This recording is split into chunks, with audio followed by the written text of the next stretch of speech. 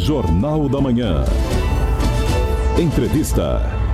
8h38. Agora a gente conversa com o pré-candidato ao Planalto pelo Missão, partido ligado ao MBL, o Movimento Brasil Livre, Renan Santos. Muito bom dia, bem-vindo ao Jovem Pan Sorocaba, tudo bem? Bom dia, uma honra estar aqui com vocês. Mais do que uma honra, é um prazer estar em Sorocaba. Na verdade, estamos do lado, mas estamos na Jovem Pan de Sorocaba, isso que importa. E, enfim, estamos de volta aqui e vai ser ótimo bater um papo com vocês. Kiko Palhato, bom dia. Bom dia, meu caro Caio. Quero dar um grande abraço ao vereador Ítalo Moreira, que possibilitou esse encontro com o pré-candidato Renan Santos. Eu estava lendo aqui um pouco hoje cedo, o meu caro Caio. Sim. Deixa eu entrar aqui, né? Deixa eu pôr a minha face aí, que senão não abre. Eu estava vendo aqui o seguinte, eu estava olhando logo de manhã sobre o Renan Santos, né? Olha, Renan Santos é o Renan Antônio Ferreira dos Santos, nascido em 14 de fevereiro de 84. É um ativista político e dirigente partidário brasileiro, conhecido por ser um dos fundadores do Movimento Brasil Livre, o MBL, grupo de pressão política que ganhou destaque nas manifestações de rua pela queda da então presidente Dilma Rousseff em 2016. Ele tem origem em São Paulo e atuou como militante político desde a juventude. Bom, não sei se a juventude, ele continua jovem, né? Continua jovem. Então foi ontem, né? Pois é. Ele participou disso. Olha, ele foi filiado ao PSDB, já teve em cima do muro. Em 2010 e 2015, antes de ajudar a construir uma nova frente política mais independente. Atualmente, é presidente do partido Missão, registrado no Tribunal Superior Eleitoral de 2025, que nasceu como um desdobramento institucional do MBL e busca institucionalizar suas ideias no sistema político. Segundo projeções e registros oficiais, as candidaturas de Renan Santos está entre os nomes lançados à presidência da República em 2026 para representar essa legenda emergente. Gente, é uma bela história e você não gosta do Bolsonaro, né? Olha, eu devo confessar, eu não gosto do Bolsonaro. Não gosto do Bolsonaro. Por que você não gosta do Bolsonaro? Tal qual o Lula, o Bolsonaro é corrupto. Tal qual o Lula, o Bolsonaro fala muito, faz pouco. Tal qual o Lula, o Bolsonaro não se preparou para chegar na posição que ele tá. Tal qual o Lula, o Bolsonaro tem filhos envolvidos com corrupção. Tal qual o Lula, o Bolsonaro é pouco inteligente. Tal qual o Lula, o Bolsonaro entregou o governo dele pro Centrão.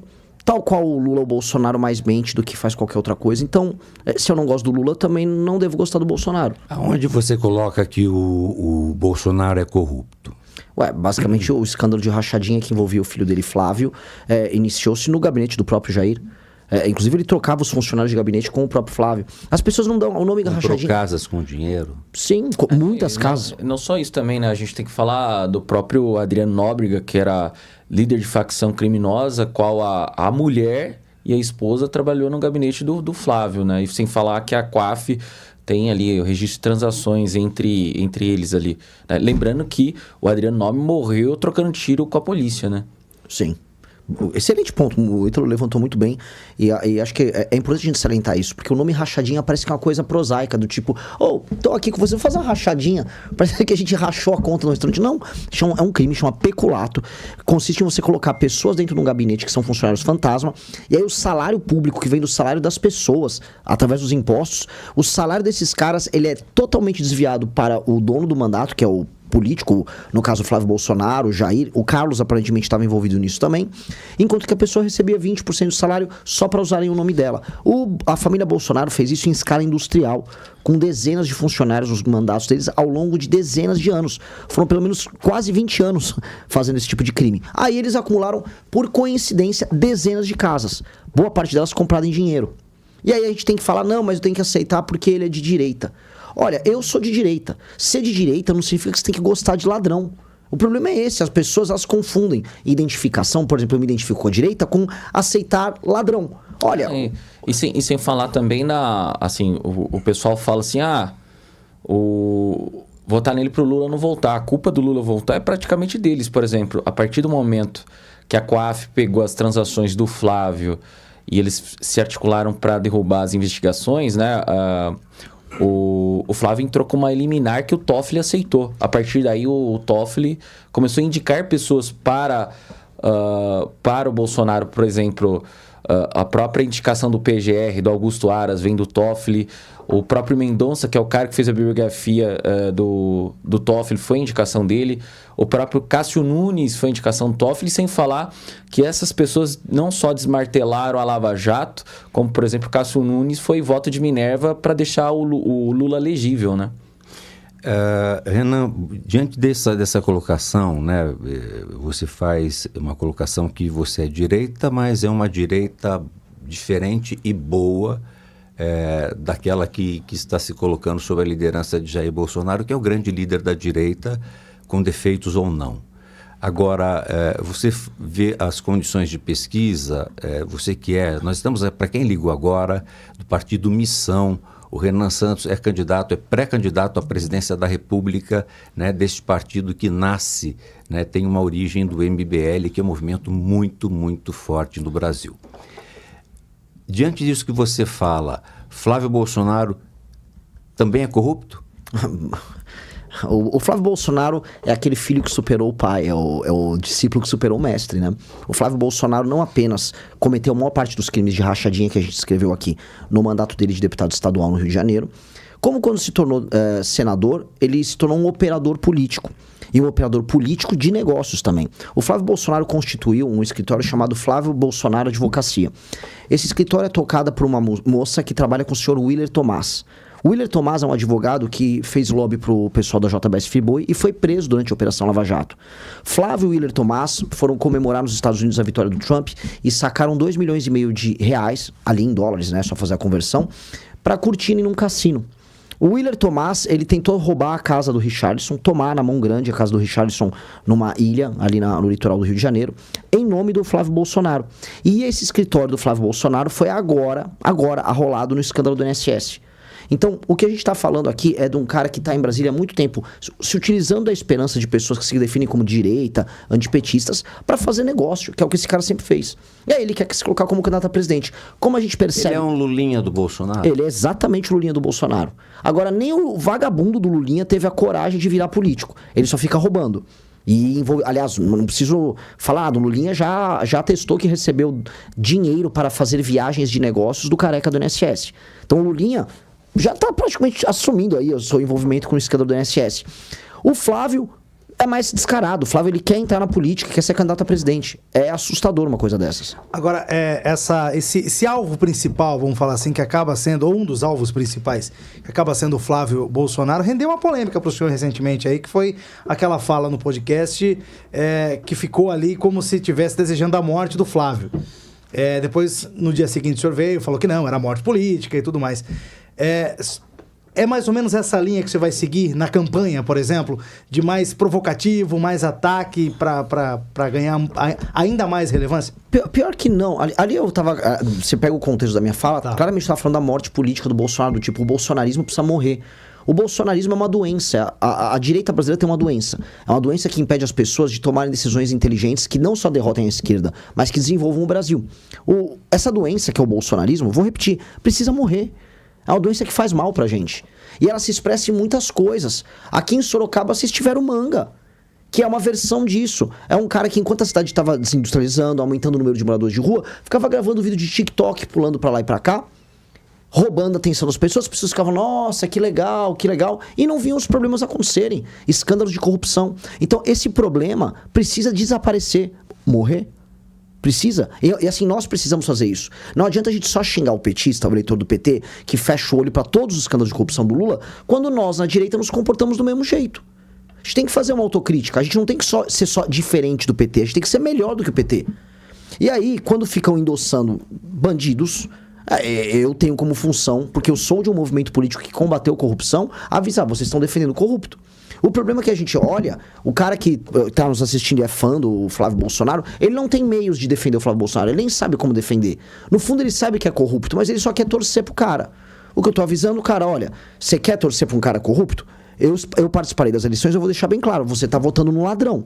Vote um ladrão conscientemente, vou votar 22 num ladrão. Beleza, igual o cara que vota 13 num ladrão. Só não venha me falar que você tá fazendo isso porque é uma decisão patriótica ou porque você ama o Brasil. Não, você tá fazendo isso porque você gosta do cara.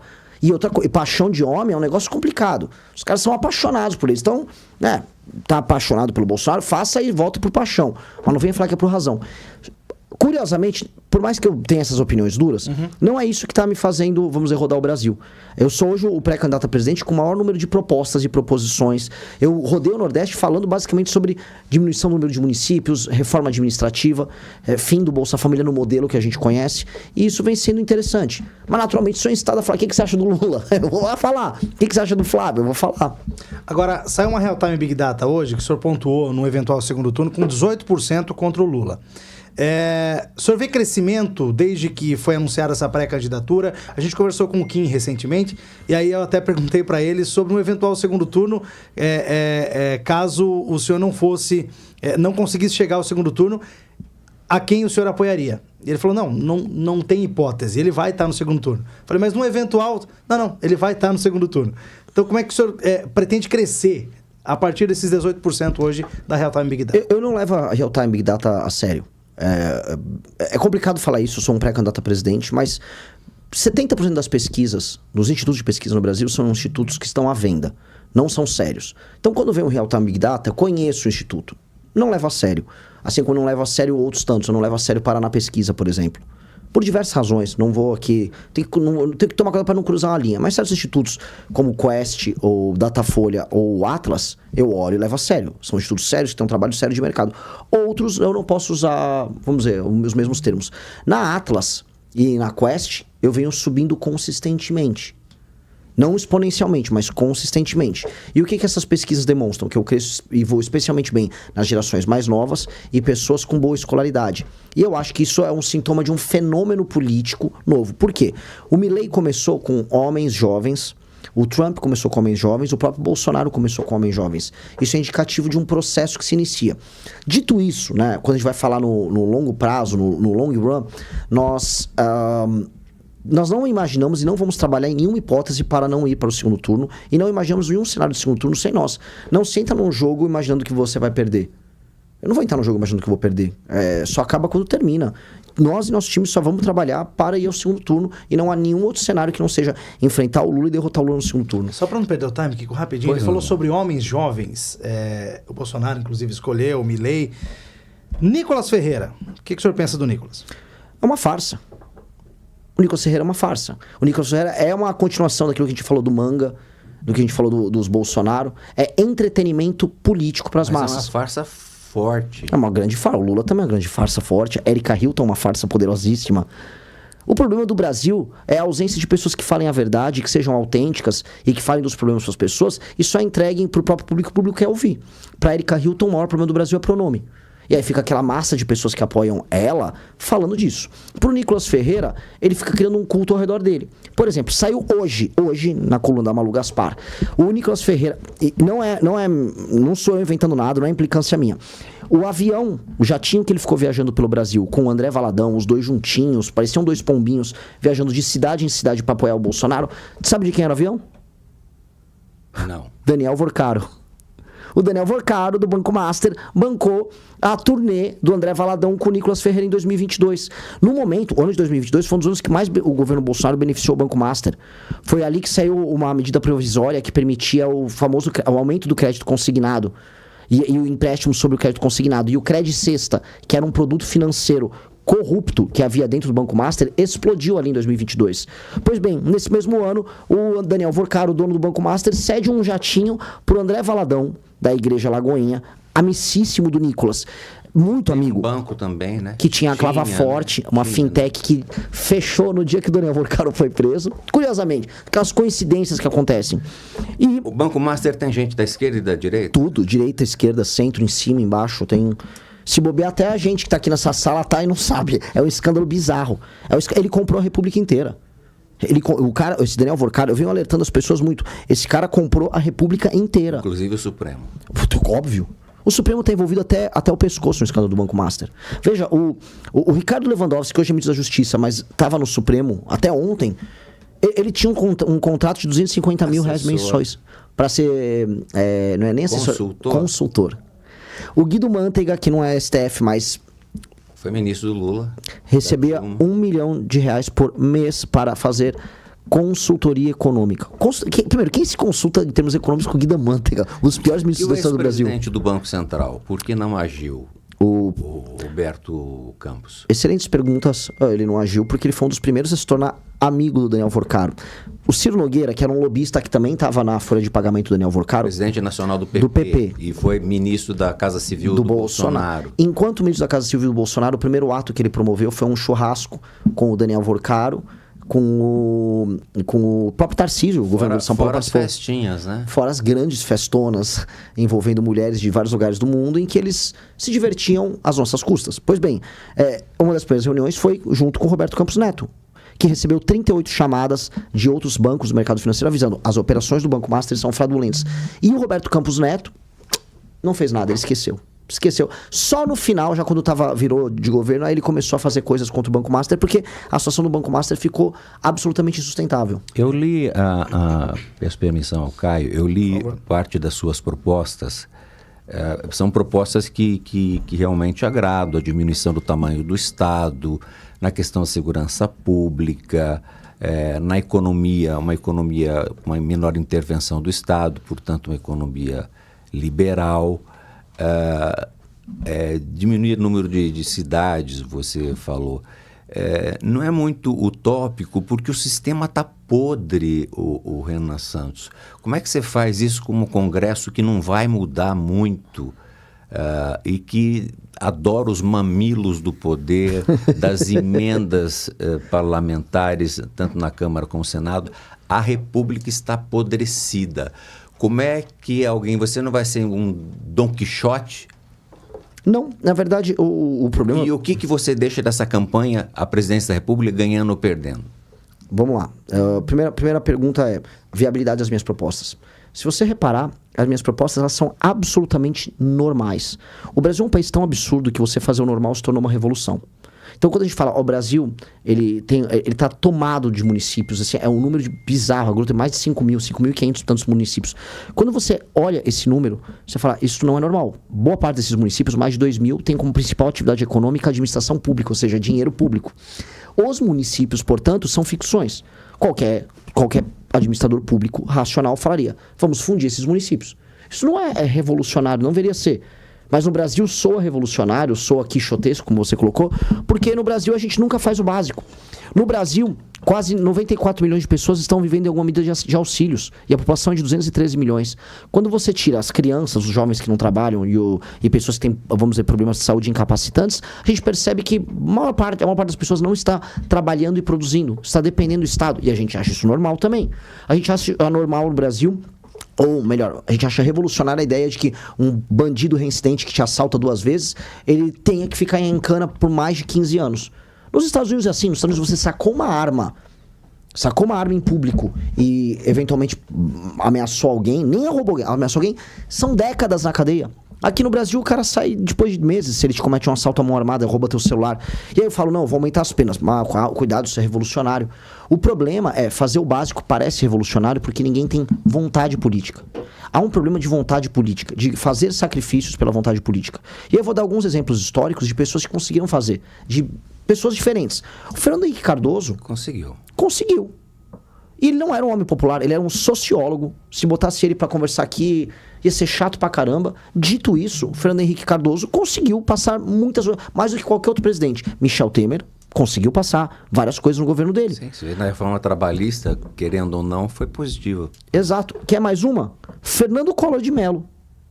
Fernando Collor de Mello, ele fez a abertura comercial do Brasil, fez alterações no início do mandato dele na Constituição. Não estou aqui julgando... Errou muita coisa, mas na economia ele deu um passo importante. Exato. Então, assim, eu não estou nem fazendo um julgamento final dos mandatos dele. Estou falando assim, quando quer, faz. E aí eu posso voltar no tempo, eu vou encontrar outros presidentes que, quando quiseram, com os mesmos problemas que nós temos, fizeram. Juscelino Kubitschek... No início do mandato, né? Sim. Sempre no início, com popularidade em alta. Em defesa do Fernando Henrique, ele fez isso nos 2 mandatos dele. A gente vai botar a lei de responsabilidade fiscal. A lei de responsabilidade fiscal é uma lei que bota bandido do centrão, político do centrão na cadeia, se não andar na linha. Passou no governo dele. Ele quase passa a reforma trabalhista e quase passa uma previdenciária no mandato dele. Faltou uma merrequinha para ele passar. Então foi Ele realizou. Quando eu volto no tempo, Juscelino Kubitschek, realizou. Quando eu volto no tempo... O próprio Vargas, por mais que foi um ditador no período que ele foi presidente, ele realizou algumas coisas. Então, quando o presidente quer e há um trabalho assim, focado, ele realiza. O problema, eu jogo o desafio para todo mundo que está nos assistindo. Qual era a proposta do Lula quando o Lula entrou no poder? As pessoas não vão lembrar. Não tinha proposta. O Lula, ele não apresentou um plano de governo quando ele ganhou. O Lula sequer tinha apresentado quem ia assumir a economia. O Lula ganhou falando que ia dar picanha. Ele fez uma carta, né? Carta aos brasileiros. Em 2002. Isso, para acalmar o mercado, porque ninguém imaginava o que ele poderia fazer um candidato de esquerda vencer. Aliás, o único candidato que começou a esquerda a governar o Brasil, basicamente, sempre foram militares e presidentes da direita, né?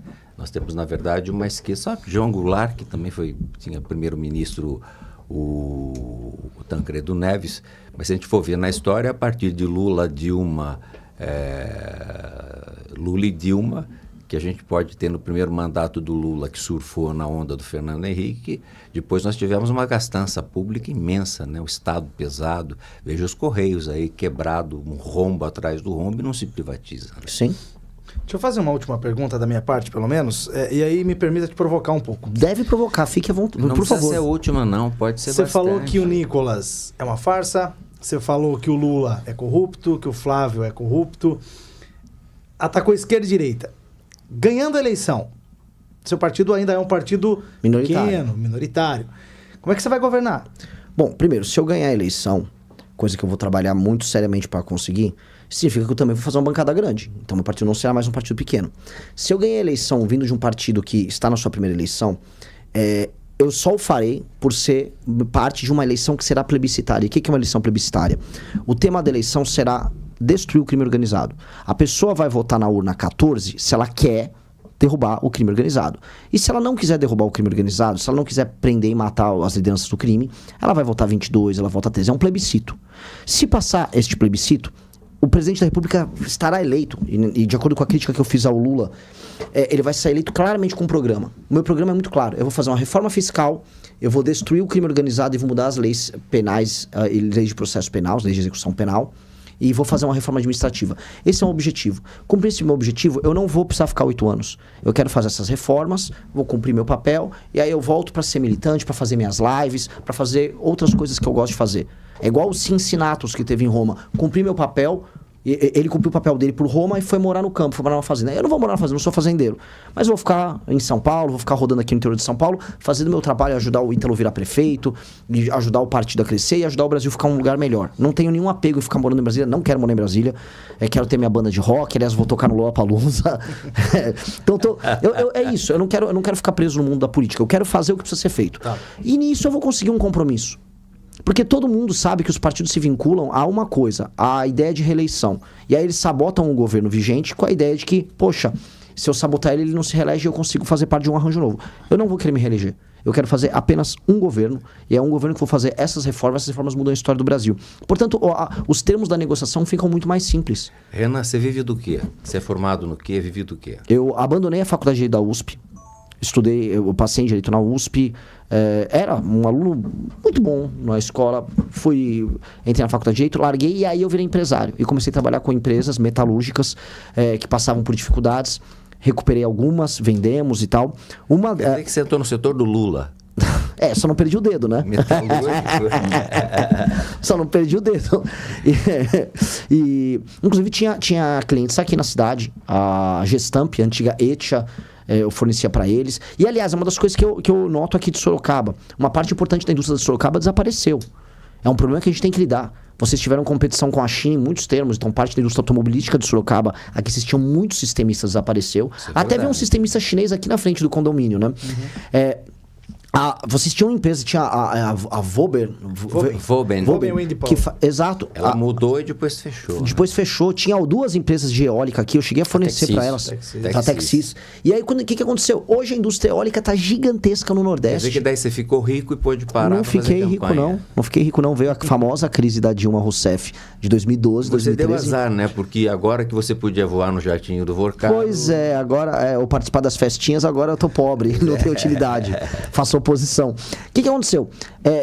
Eu tenho as empresas, né, a gente começa a sair porque vem aquela crise que pegou primeiro o setor metalúrgico, o setor industrial como um todo, 2012, 2013, 14 o Brasil quebra. E ali eu fundo o MBL.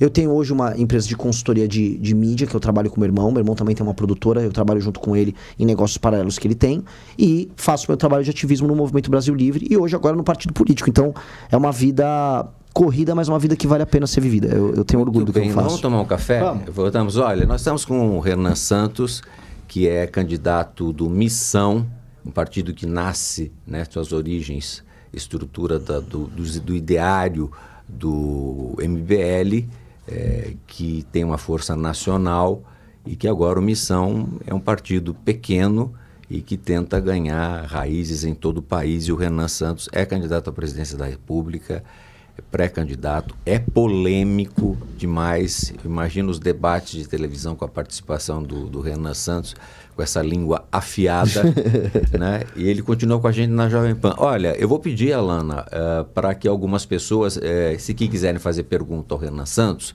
usem o 21020391. Por favor, nome. Tá? Nome e localização. 30 segundos ali para por favor, senão o sistema bloqueia. Se passar de 30 segundos, ele bloqueia. Então, 21020391. A sua missão agora, ouvinte da Jovem Pan, é perguntar. Vamos tomar um café, Celso? Vamos lá, tomar um café, Celso. Caio? Produtos da Pan. Não, o time foi bom, né? Foi bom. Aliás, o rapaz ali também é ataque e contra-ataque o tempo inteiro, né?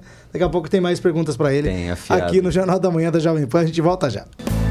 Muito bem, 9h09, a gente está conversando com o Renan Santos, pré-candidato à presidência da República pelo Partido Missão, partido ligado ao MBL. Nossa audiência está alta, inclusive no YouTube. Agradecer a todo mundo que participa com a gente. Já tem participação do pessoal também com áudio pelo 2102-0391. Deixa eu já abrir esse segundo bloco de entrevista com o Renan Santos, Renan, falando sobre anistia. Renan Santos é eleito em outubro, assume em janeiro. E dá perdão pro Bolsonaro. Qual é a sua posição, o seu posicionamento em relação à anistia? Meu posicionamento é desnecessário. Eu vou explicar por quê. Meu primeiro foco tem que ser guerra ao crime organizado. Eu tenho que estar preocupado em prender gente, não em soltar gente no primeiro dia. Lógico que eu acho exagerado o que fizeram com alguma daquelas pessoas que foram presas. Elas cometeram crimes e foram presas. E eu acho curioso que o senhor Alexandre de Moraes tenha penas mais altas para elas do que quando a gente vê as prisões que acontecem por conta de gente que participa do crime organizado, tenham penas mais baixas. Então eu vejo uma desproporção ali.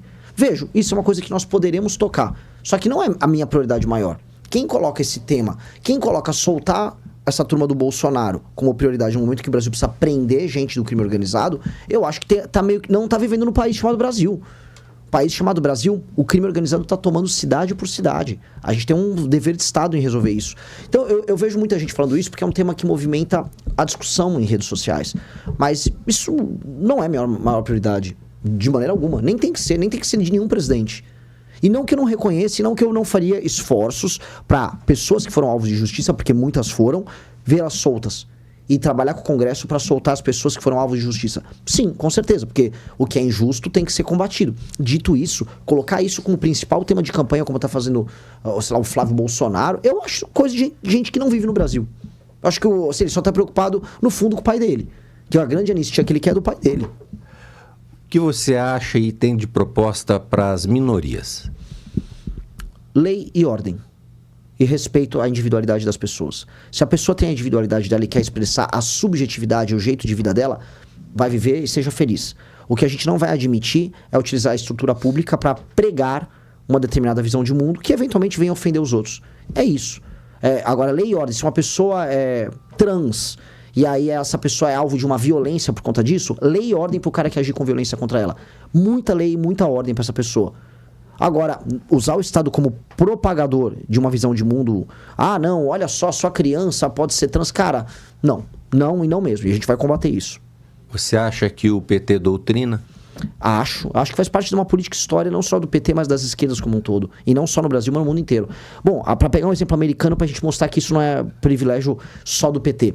Nos Estados Unidos, havia basicamente um programa chamado USAID, o USAID, eles chamam... É basicamente um programa de cuidado e ajuda que os Estados Unidos tinham. Eram bilhões que eram investidos em ONGs, supostas ONGs de direitos humanos, que financiavam desde causa trans em escolas até ONGs dessa natureza em outros países do mundo inteiro. Aqui no Brasil, eles financiavam entidades diversas. Então, há dinheiro gringo feito só para essa atividade de doutrinação. E muito dinheiro, estou falando de coisa de bilhões. O que você acha do Trump, a sua visão dele?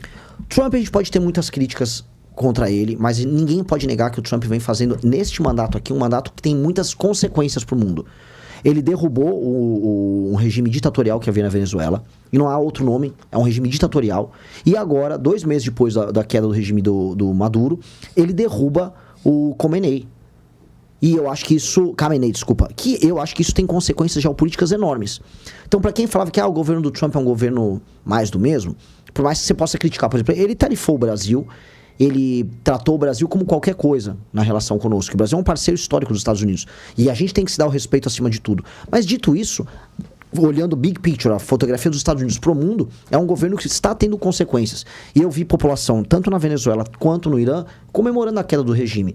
Então, do ponto de vista, vamos dizer, da garantia de direitos humanos pro mundo... Você acha que o Irã vai ter queda do regime? Eu acho possível. Se é provável, eu não sei, mas pela primeira vez é possível. O Irã, a relação do Irã com a própria população estava no seguinte termo: as pessoas faziam uma manifestação, o Irã passava com um carro por cima. Os manifestantes já estavam morrendo na casa das centenas. O Irã estava reprimindo com base nisso. Tomaram agora um monte de bomba na cabeça. Vamos ver se continua. A questão é, se o Irã não partir para repressão total contra a população, o regime cai. Só que se o Irã for para repressão total da população, vai tomar mais bomba na cabeça. Esse é o recado do Trump. Eu acho que alguém vai ter que ceder nesse jogo. Eu tendo a achar que o regime terá dificuldade de ficar de pé. Segundo turno aqui no Brasil sem Renan Santos. O Missão vai para que lado? Não há segundo turno sem Renan Santos. Não, vocês não vão colocar nessa parede. Eu vou trabalhar para o segundo turno. Não vou fazer as pessoas... C, né? C. Hã? C. C não existe. Mas tudo pode acontecer. Ele é o Cortez. Ele afunda o navio e vai... Você sabe a história do Império Inca? Do Império Azteca? O cara Cortez, teimoso, né? O Cortez fundou o navio e foi... Ou ele ganhava, né? A conquista do Império Azteca. A gente teve a manifestação do Nicolas no domingo. Do Nicolas e do Flávio. Exato. Não se esqueça. Eu queria sua opinião em relação a essa manifestação. Você mesmo já disse que vocês iniciaram esses movimentos nas ruas lá em 2013, 2014.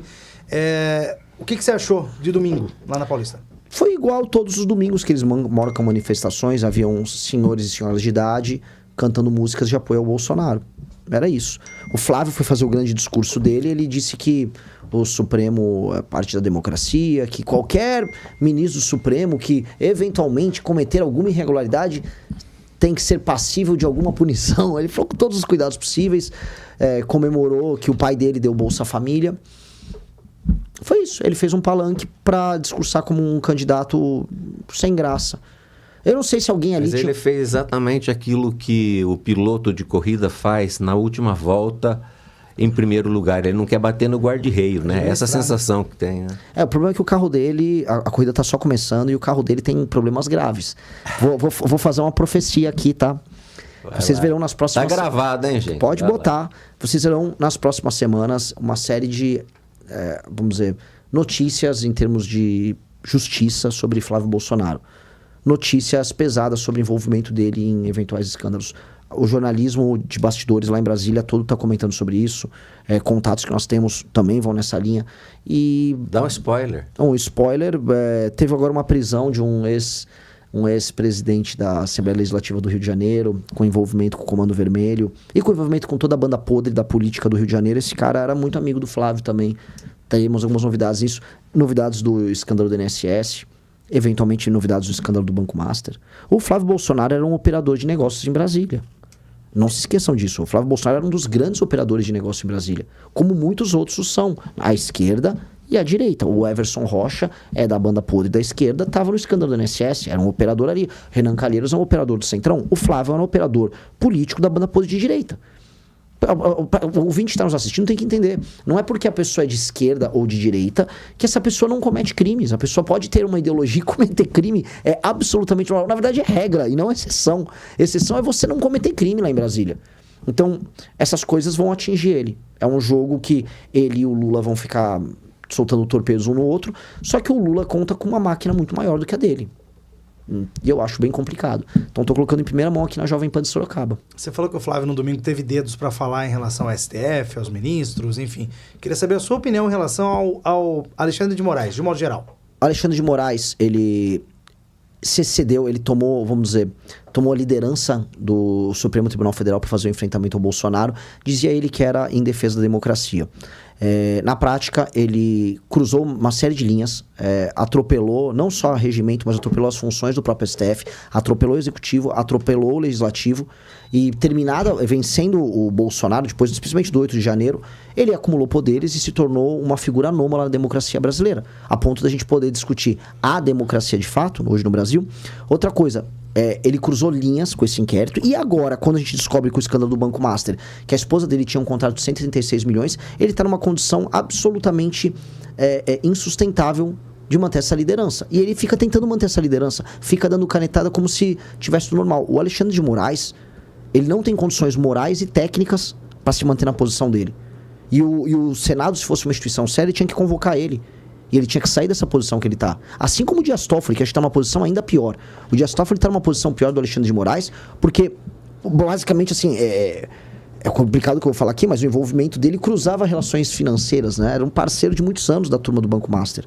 Então a gente tem, assim, falando do Alexandre primeiro, mas depois do Dias Toffoli, a gente tem um STF que não tem condições morais de dialogar com a população brasileira e que acumulou um poder que ele não tem, vamos dizer, meios de sustentar. A questão é, Lula, Flávio Bolsonaro tem condições de apontar o dedo para esses caras e, livres de escândalos, fazer o enfrentamento para colocar o STF no lugar dele e o Congresso no lugar dele? Eu julgo que não. Aí tem que o eleitor julgar. Eu vi o Flávio Bolsonaro falando deles lá na Paulista. Eles não falaram o que eu falei aqui. Eles não falaram o que ele falou. Ele não falou. Ele falou outra coisa. Ele falou, olha, não sei o quê. Por quê? Porque ele tem medo. E por que ele tem medo? Meus amigos, o Lula está solto e é presidente da República. Vamos lembrar. Porque o Lula apoia o STF. O Lula STF tá maravilhoso, né? O Lula apoia o STF porque o Lula só tá solto e o Lula só foi candidato a presidente por conta do STF.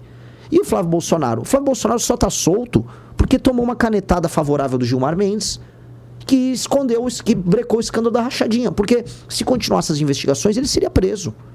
É isso, esses dois aí são dos caras sem moral. Até antes, né, o Dias Toffoli, né, barrou as investigações dele lá em 2019, né, e aí começou a indicar gente pro governo, inclusive um monte petista, né, Cássio Nunes. Exato. O próprio Mendonça, né, então Augusto Aras, todos eles são petistas históricos. Lembrando, todos esses agentes que foram indicados pelo Bolsonaro, que passa pelo Senado, tiveram apoio da bancada do Senado do PT. Então, assim, é estranho uma indicação de direita ter apoio do PT, né, da esquerda, porque eles tinham envolvimento. E depois disso, inclusive, como, por exemplo, o Cássio Nunes, ele dá o voto favorável ao Lula, o próprio Bolsonaro fala que não ia intrometer e até o Eduardo Bolsonaro fala que foi bom para a direita, que unia a direita, né? Então, assim, em vez de achar aquilo absurdo, eles se manifestaram de maneira favorável.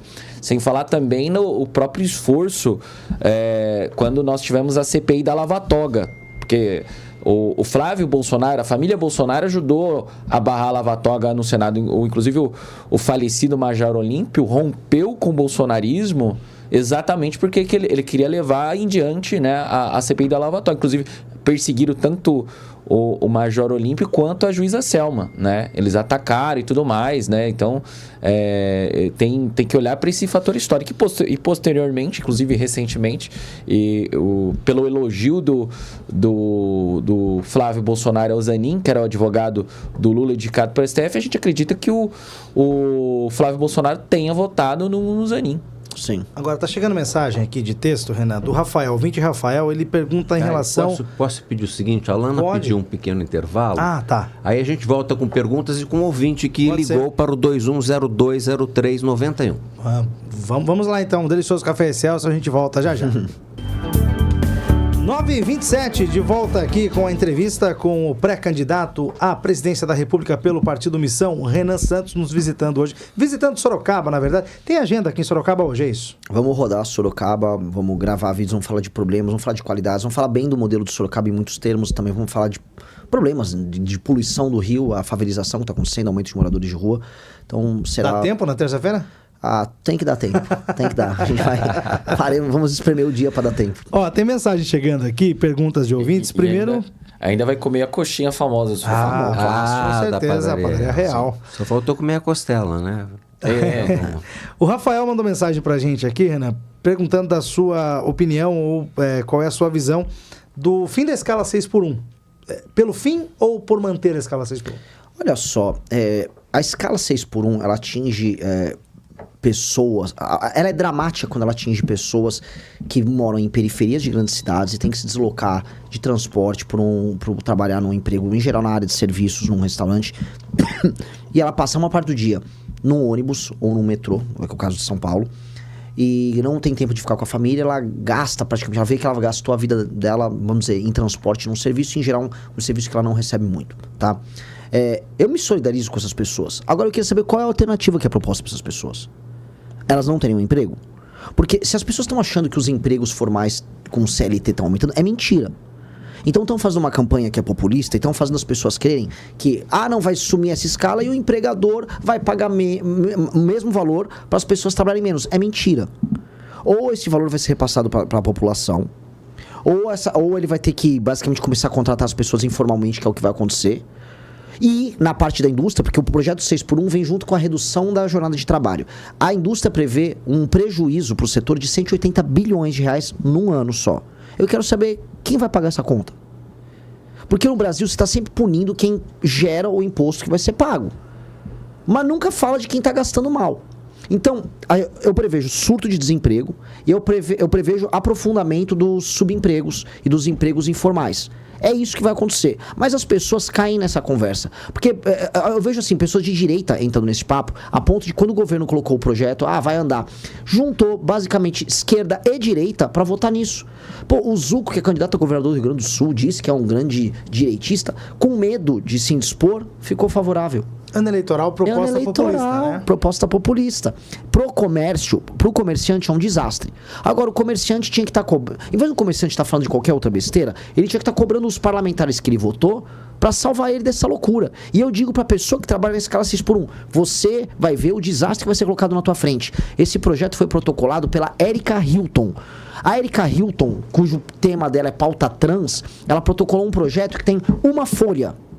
Uma folha. Se você acha que você vai resolver um problema com uma folha, é piada. Ela só estava fazendo populismo. E o governo Lula sabe que é um populismo necessário no eleitoral. Então ele vai queimar a economia brasileira, vai queimar emprego. Só que ninguém, e esse é o problema, nenhum dos outros presidenciais está falando isso. Eu quero saber qual a opinião do Zema, eu quero saber qual a opinião do Flávio, qual a opinião do Lula. O Lula eu já sei, ele é favorável. Do e os outros? O Ratinho, ninguém fala nada.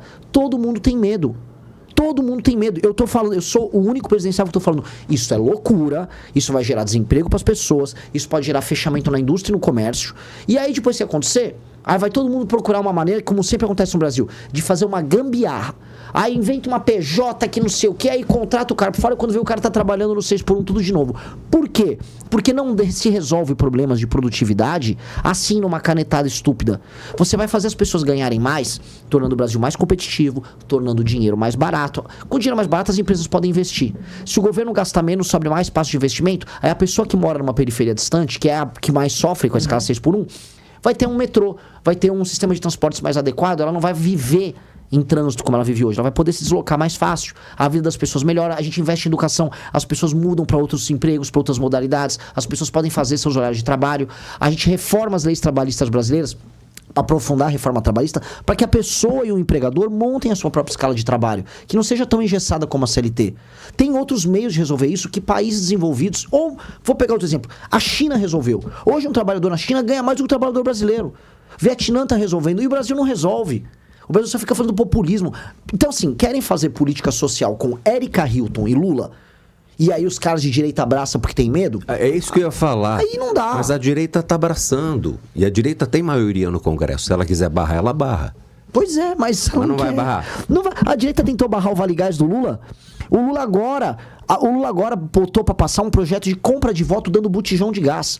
O Lula fica igual um demônio carregando um botijão de gás junto com a Janja, com adesivos dele, rodando o Brasil, falando, vou te dar um botijão. E aí a direita vai lá, não, pode dar botijão. Ah, pô, com uma direita dessas, cara, o Lula vai nadar de braçada.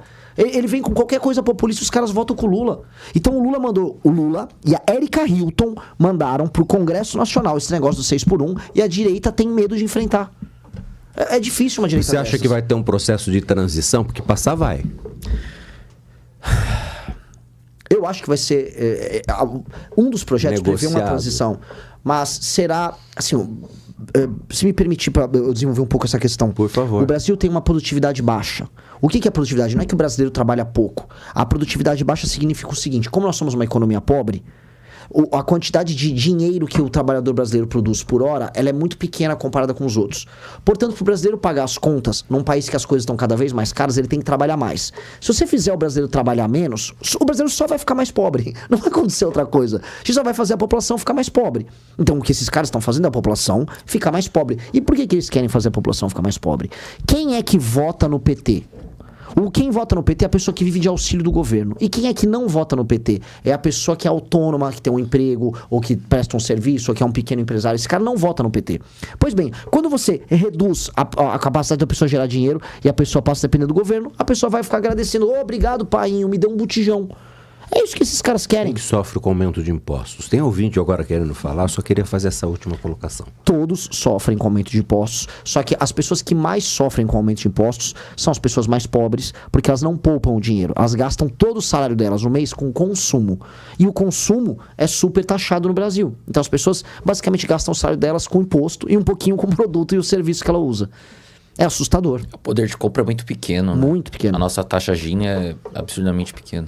Tem áudio chegando, ouvinte participando conosco pelo 2102-0391. Vamos ouvir. Bom dia, amigos Jovem Pan. William Vasques, Vila Hortência. Senhor Renan, qual será o maior desafio que você terá sendo presidente do Brasil? Abraço a todos. William Vasques. Obrigado, William Vasques, pela pergunta. Eu vou falar, temos 3 desafios, como eu falei aqui. Eu sou pré-candidato a presidente, todo mundo sabe quais são as 3 coisas que eu quero fazer. Eu quero fazer um super ajuste fiscal com resolução dos problemas de competitividade, com uma agenda de competitividade do Brasil. Posso entrar em detalhes, e eu acho que isso não é problema de passar. Inclusive, eu passei na transição. A outra coisa é destruição do crime organizado com mudanças profundas na lei penal e a lei de execução penal. E decretar um estado de defesa nas regiões tomadas pelo tráfico. E eu não vejo isso como um problema, porque minha campanha vai ser sobre isso. Todo mundo sabe que se eu ganhar para presidente vai ser para tocar isso. E até o Temer já fez um pouquinho isso, novamente, mais para marketing, qualquer coisa, mas ele chegou a fazer lá no Rio de Janeiro. O que vai ser mais difícil é a reforma administrativa. É fundir município e mudar o sistema de incentivos de modo que um prefeito, que hoje, na maior parte das cidades, compra o voto da população e ele é utilizado como um instrumento para eleger deputado, ele seja prefeito. E como fazer isso? A gente vai instituir indicadores de desempenho para os prefeitos. Então, um prefeito que pega uma cidade com 10% de cobertura de esgoto, se ele não terminar o mandato dele com 15% de cobertura de esgoto, ele não ganha ponto. Se ele não melhorar os índices SAEB do município de educação, não ganha ponto. Se não melhorar, vamos dizer, os atendimentos na UPA, não ganha ponto. Você vai ter um sistema que o IBGE, o IPEA podem montar e tocar, e os prefeitos ganham pontos conforme eles entregam esses indicadores objetivos bem claros de desempenho. Conseguiu isso, o prefeito ganha ponto. Não conseguiu isso, o prefeito não pode participar de reeleição. Não melhorou ou piorou os índices da cidade, o prefeito fica inelegível por 8 anos. E o fundo partidário e eleitoral é condicionado pelo número de pontos que os prefeitos obtêm para os seus partidos. Aí qual vai ser o foco do partido? Em vez de botar um tiririca ou botar esse bando de idiota que concorre para deputado, é colocar prefeito sério para administrar os municípios. E aí a gente muda toda a lógica da política brasileira. Eu quero dedicar meu mandato para destruir o crime organizado, prender e matar geral ali do crime organizado, resolver a questão fiscal para o Brasil, para os juros ficar baixos, dinheiro ficar barato, as pessoas poderem investir, baixar imposto e fazer essa reforma administrativa. Feitas essas 3 coisas, eu garanto para vocês, o país de vocês será outro e eu nem preciso administrar ele. Aí eu posso novamente ir tocar minha guitarra, fazer um showzinho com a minha banda, vir comer coxinha e visitar o futuro prefeito de Sorocaba, meu amigo Ítalo. É isso. Vou fazer isso. Tem mais participação de ouvintes. Vamos ouvir. Bom dia a todos. Eu gostaria de fazer duas perguntinhas rápidas aí para o Renan.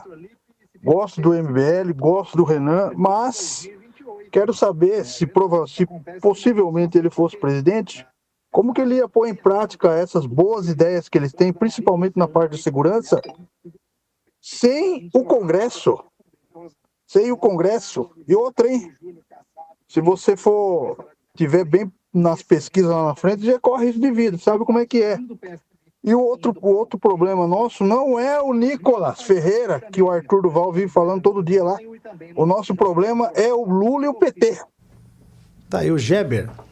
Muito bom, vou responder as 3 coisas. Vou começar pela mais fácil. Sim, eu já sou alvo de ameaças do crime organizado. Tenho que andar com segurança. No Ceará, o Comando Vermelho jurou eu e o time de morte. Tem famílias de membros nossos sendo ameaçados de morte. Só que, assim, é uma escolha de vida. A gente vai ter que fazer isso. Eu não vou ficar fazendo populismo.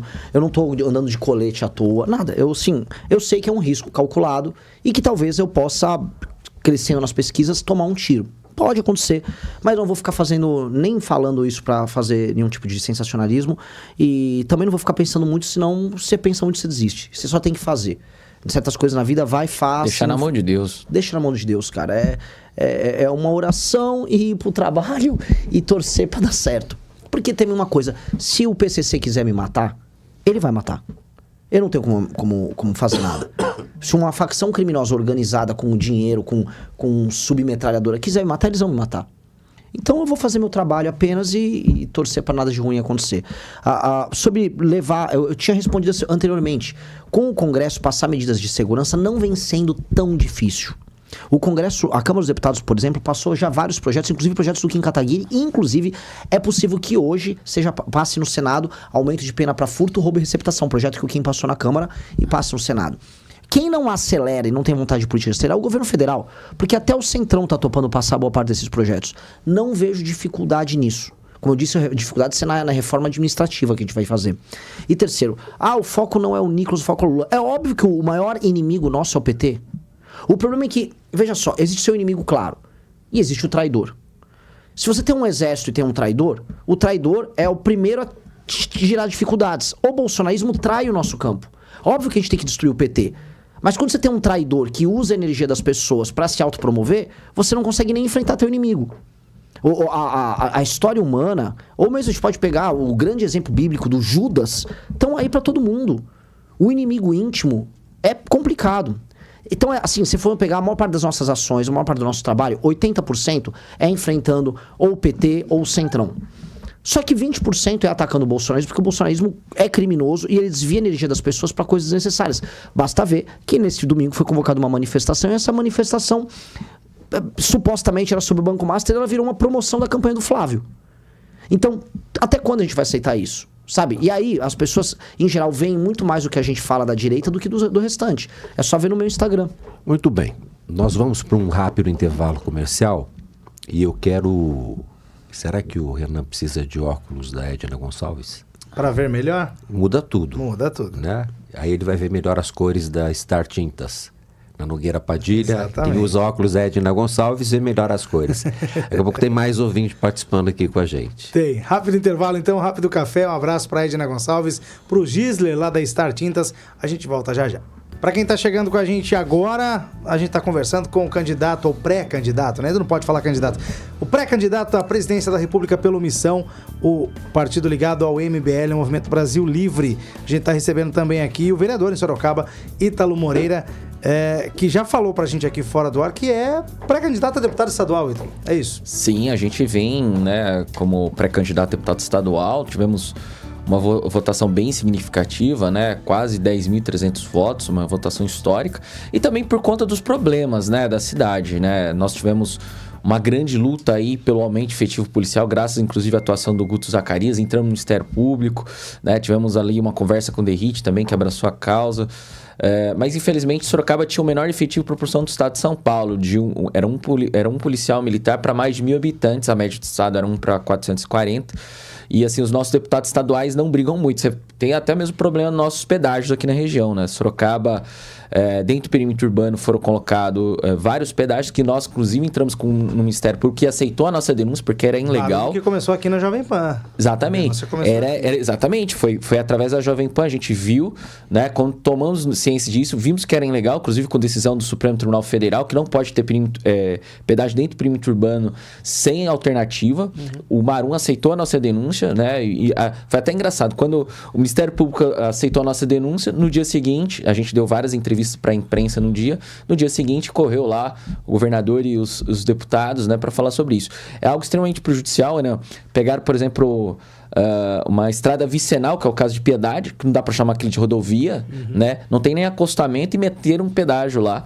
E a gente está, juntamente com nossos vereadores e ativistas da região, né? Nosso vereador do MBL de Angatuba, o Bruno Santi, nosso vereador de Biúna, o Dr. Lucas Pires, o nosso vereador de Salto de Pirapora, o Eduardo Sansumo, e nossa vereadora lá de Tapiraí, e juntamente com nossos ativistas aqui de Votorantim, o Douglas, o Carlos de Alumínio, né, o nosso menino de Araçoiaba, ele é novo agora, deu um branco nele.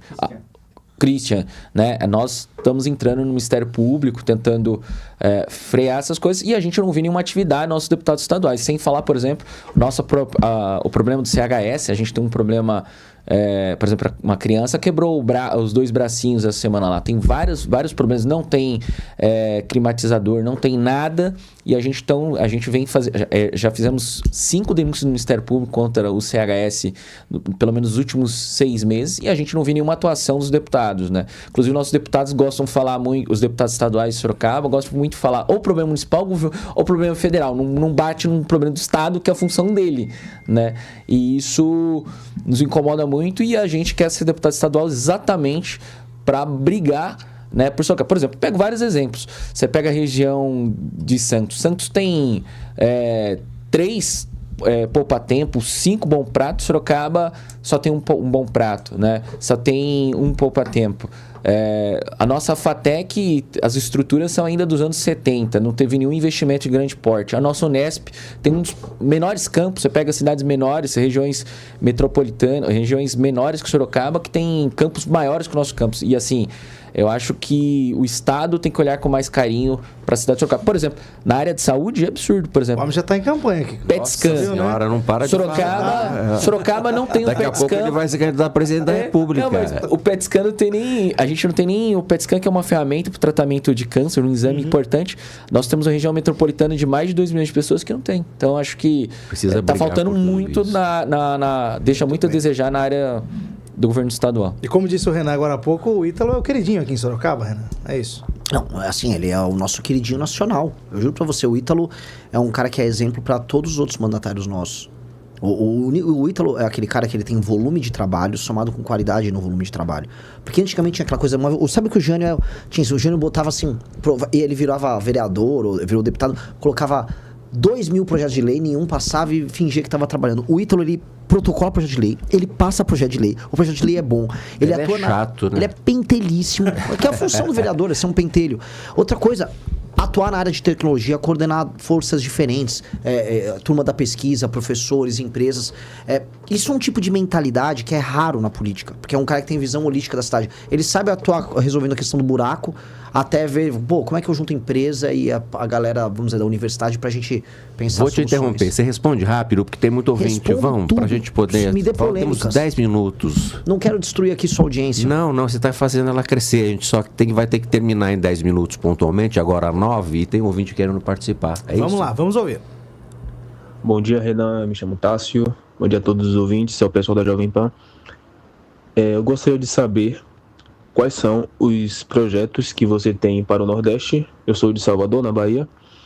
E quais seriam, no caso, as principais propostas que você teria para melhorar a vida dos nordestinos? Sorocaba chegando ao Nordeste. Pois é. Primeiro projeto. O Nordeste está sendo tomado agora pelas facções, especialmente pelo PCC e o Comando Vermelho. O nosso estado de defesa a gente vai colocar em todos os bairros, em todas as cidades tomadas pelo crime, vai atuar primeiro no Nordeste. Para dar o nome, primeiro lugar, dia 5 de janeiro de 2027, eu estarei em Salvador e depois em Fortaleza, retomando bairros das cidades que estão tomados pelo crime. TCP, Comando Vermelho, todos eles, assim, nós temos que iniciar esse projeto. 2, qual o grande problema do Nordeste depois da segurança pública? A ausência de atividade econômica. A atividade econômica no Nordeste é menor, você tem cidades inteiras sustentadas pelo Estado. Nós vamos montar zonas econômicas especiais em toda a região Nordeste, como existe na China, tá? Com impostos menores para produção, para exportação.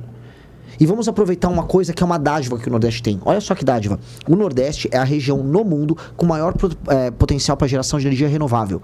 E o que vai faltar para o mundo agora, nas próximas décadas? Energia. Porque o mundo vai ser o mundo dos data centers, é o mundo da inteligência artificial, das criptomoedas, das redes sociais. O mundo precisa de data center. O Nordeste tem energia barata. Nós vamos trazer as empresas de data center no mundo. Só a título de curiosidade, lá na Patagônia, lá na Argentina, a OpenAI, que faz o chat GPT, está gastando 25 bilhões de dólares investindo para fazer um data center. Eu vou meter data center no Nordeste, usando a produção bizarra que o Nordeste tem e pode ter de energia eólica e energia solar. A eólica era para agora, Sorocaba tá se aproveitando disso. Mas, né, tem um pouco de falta de visão, inclusive do governo estadual aqui, sobre isso. Isso aí vai gerar não só arrecadação enorme, mas vai gerar empregos de altíssima qualidade. E você vai começar a trazer engenheiros pro Nordeste. Você vai começar a ver, fazendo data center no Nordeste, gente migrando de São Paulo pro Nordeste, gente migrando de Santa Catarina pro Nordeste. E esses data centers vão mudar a vida das pessoas. Outra coisa é levar, e aí o Estado tem que atuar junto, levar o agro organizado para dentro do Nordeste, para irrigar o sertão. E levando o agro organizado, criar cadeias produtivas que gerem complexidade. Por exemplo, se eu produzo milho, o milho eu tenho que botar uma refinaria para produzir biocombustível de milho, com empregos mais altos e com mais arrecadação. O Nordeste não é um bicho de 7 cabeças para resolver. A questão é que alguém tem que olhar e falar, não vou resolver dando bolsa. Chega nesse negócio de Bolsa Família. Eu vou resolver o Nordeste botando lei e ordem e gerando emprego. E agora, neste momento da história, o Nordeste está numa posição privilegiada. Vamos usar essa posição privilegiada. Tem energia e tem terra. Bora, vamos fazer isso. Então, haverá um foco gigante no Nordeste, porque minha tese é a seguinte. Quem resolveu o Nordeste, resolve o Brasil. Muda a qualidade da representação política no Nordeste, muda os problemas de DH, resolve o problema de imigração interna. Resolver o problema de imigração interna, aqui em Sorocaba vocês vão sentir. Vocês vão produzir produtos que vão servir a galera do Nordeste e, ao mesmo tempo, não vem pessoas para gerar pressão habitacional aqui, que é o problema da migração interna, morador de rua. Todo mundo sai ganhando. Então, esse é um foco bem grande meu. Renan, obrigado pela sua presença. A gente gostaria de ficar falando mais 2 dias com você, mas o horário está chegando. Tem esporte aí para encerrar essa edição. Obrigado pela sua presença. Eu te agradeço demais, foi um prazer e... Poxa, adorei a participação. Grande entrevista. Nós também. Foi bem legal. Tô bem feliz, tá? Uma honra também estar com o Ítalo e tamo junto. Me sigam no Instagram, Renan Santos MBL, quem quiser acompanhar. Eu não sou um cara que vou ficar xingando os outros. Se me botarem pra ficar o dia inteiro fazendo proposta, eu vou fazer proposta. Eu sou honesto. Se me perguntar o que eu acho do Lula, eu vou falar. Se me perguntar o que eu acho do Bolsonaro, eu vou falar. Você falou que os dois são ladrões. São, muito ladrões. Tá bom. Renan Santos, pré-candidato a presidente pelo Missão, falou com a gente aqui no Jornal da Manhã, da Jovem Pan Sorocaba. Se você gostou desse vídeo, me siga para mais opiniões centavos.